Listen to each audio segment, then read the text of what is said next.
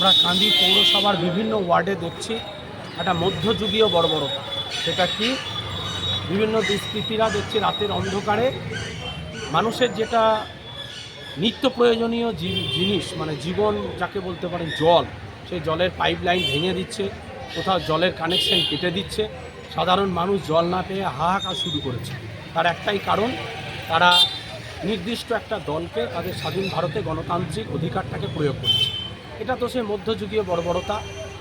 এটা আমরা ভারতীয় জনতা পার্টি হিসাবে কখনোই মেনে নেব না। সেই জন্য আমরা বিভিন্ন আধিকারিকের সঙ্গে এটা যোগাযোগ করেছি, তাদেরকে অভিযোগ জানিয়েছি এবং এই বিষয় নিয়ে কান্দি থানার প্রশাসন আমাদেরকে আশ্বাস দিয়েছেন আগামী দিনে এগুলো যাতে না হয় এবং যেগুলো হয়েছে তার সেটা অতি সত্বর সেটাকে সারিয়ে দিয়ে সাধারণ মানুষ যাতে স্বাভাবিকভাবে জল পায় তার ব্যবস্থা করবেন, এটা উনি আমাদেরকে আশ্বাস দিয়েছেন। এবং এই সোশ্যাল মিডিয়ার মাধ্যমে আমি কান্দি পৌরপিতা যিনি আছেন দায়িত্বে, উনি আমারও পৌরপিতা, তাই ওনার কাছেও আমাদের দলের পক্ষ থেকে অনুরোধ যাতে এই ধরনের মধ্যযুগীয় বর্বরতা, নোংরামি যাতে না হয় আগামী দিনে তার ব্যবস্থা করা এবং সাধারণ মানুষের স্বার্থে কান্দি পৌরসভার মানুষকে যাতে পরিষেবা দেওয়া যায় তার ব্যবস্থা বজায় রাখা।